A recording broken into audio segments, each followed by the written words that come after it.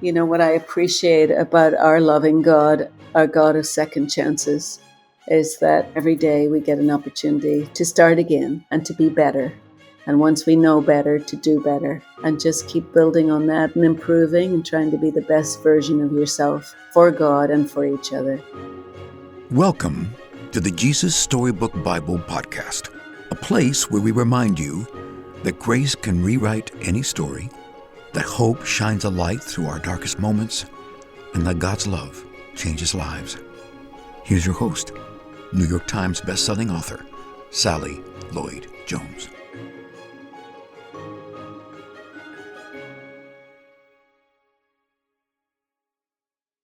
Hello, I'm Sally Lloyd Jones, author of the Jesus Storybook Bible, which tells the story of God's never stopping, never giving up, unbreaking, always and forever love. Welcome to the show.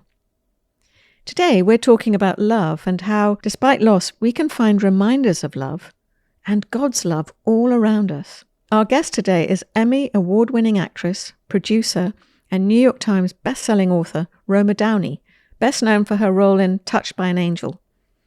Though she's experienced loss and grief early in her life, it was thanks to a touching tradition with her father that she came to see that it's through the way we love one another that we come to know God and His great love for us, and how it was by learning to look and learning to really see what was all around her in creation, she felt comforted and led. It reminds me of some favorite quotes. Ralph Waldo Emerson said this, "All I have seen teaches me to trust the Creator for all I have not seen." Rumi said this, "Nothing I say can explain to you divine love, yet all of creation cannot seem to stop talking about it." And Psalm 19 says it too. "The heavens declare the glory of God. The skies proclaim the works of His hands. Day after day they pour forth speech. Night after night they reveal knowledge." I wrote about this in my book, Thoughts to Make Your Heart Sing. Let me read it to you. This entry is called Sing Your Song. The whole world is singing a song. Have you heard it?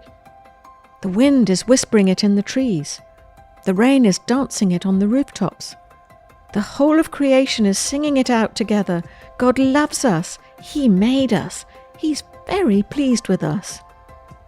It's the song that's been sung since the beginning. The song God created everything in His world to sing. It's the song without words. It's the song you were created to sing too. We forgot our song long ago when we turned and ran away from God. But Jesus has come to bring us home to God and give us back our song. So go on, sing your song. Shout with joy to the Lord, all the earth. Come before Him, singing with joy. He made us and we are His. Psalm 100, verses 1 to 3. You'll be so encouraged to hear from Roma. So without further ado, please welcome my friend and now yours, Roma Downey. I'm Roma Downey. I'm an actress, a producer, and an author. And for many years I starred on a hit TV show on CBS called Touched by an Angel. I'm a storyteller at heart. I'm interested in stories of upliftment, encouragement, inspiration, hope.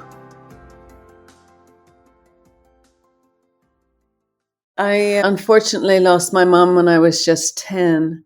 We had no preparation because she hadn't been sick or anything like that. She took a massive heart attack and she dropped. I often think of my earlier childhood as being in full Technicolor. And after Mum died, it was like all the color had been drained from our lives and we were in black and white movie. It was shocking, to say the least.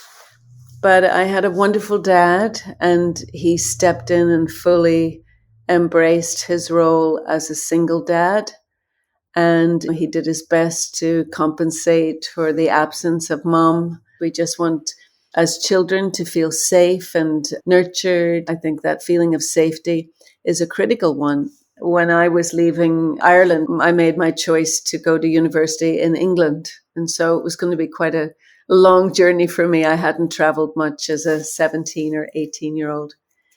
But when I was preparing to leave, I had a little bit of anxiety about leaving home, a bit of anxiety leaving my dad because, we'd become so reliant on each other. When I was taking off for college, I was anxious that I wouldn't be able to speak to my dad, because the lodging house that I was going to stay in didn't have a payphone.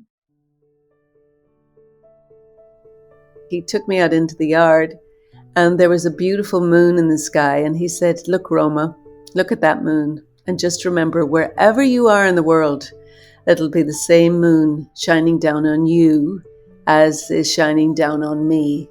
And he said, "And that will connect us. We'll be forever connected." And he said, "Just know if you're missing me or if you're homesick, I'm going to leave a message in the moon for you." And so we started this sweet communication where I would be walking home of an evening from university and I'd look up into the night sky and I'd see the moon glowing. And I was able to pick up my dad's message. I knew that he loved me. I knew that he missed me. I knew that he was saying hello. And so I would send one back to him. "I love you, Dad." While I was in university, my father died.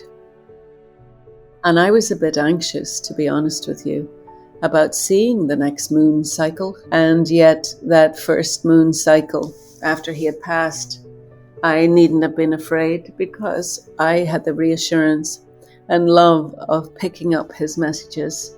And to this day, I still get messages from my dad. I'm certain he's just leaving them from the other side of the moon. The soft glow of the moon reminds me of his love, the consistency of it, the patience of him. Whether I can see it or not, I'm not able to touch and feel him, but I'm able to feel his spirit. I'm able to feel the echo through time and space of his love for me. The moon has been a constant reassurance to me. And I often like to think of the moon too as an elegy of God's love. That sort of loving presence is ever with us.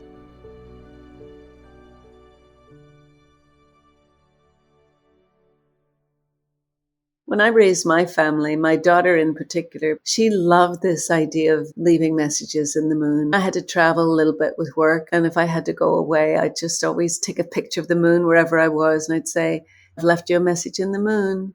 And they would text me back, "We've left you a message in the moon." And so it's become a little family legacy for us. I do think that loss at such a young age probably really heightened my ability to feel empathy or to feel compassion towards anyone else who has suffered. I think if you yourself have suffered a loss, then you yourself have deeper understanding of what it is to suffer. And I think you're more aware and conscious of it in other people. And hopefully it makes you a little bit more thoughtful, a little bit more kind in reaction to others. God's love is demonstrated to us through each other when we show up with kindness, when we show up in service, when we show up joyfully, when we make somebody laugh. We will know each other by our love, right? Isn't that what the old song used to sing? That they'll know we are Christians by our love. We got to just keep loving each other. I'll be reading from a story in the Jesus Storybook Bible called 10 Ways to be Perfect, about Moses and the 10 Commandments from Exodus 16 to 17 and 19 to 40. God wanted to talk to his people and show them what he was like. He wanted to help them know him better and tell them about the special land he was going to give them. "The whole earth belongs to me," God said, "but I have chosen you. You are my special family. I want you to live in a way that shows everyone else what I'm like, so they can know me too."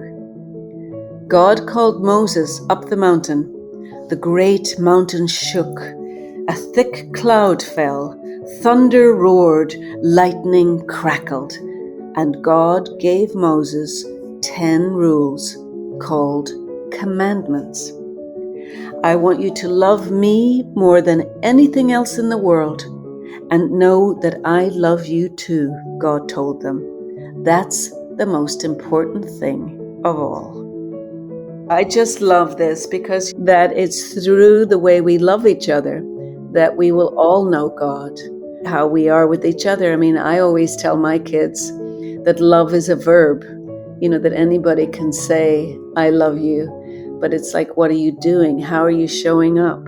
What is your actions? What are the choices that you're making? And obviously, God gave us these, 10 big rules to follow, but we know that he summed them up and said, look, this is the most important, that you love God and that you love your neighbor. And it's not a lot to ask, I don't think.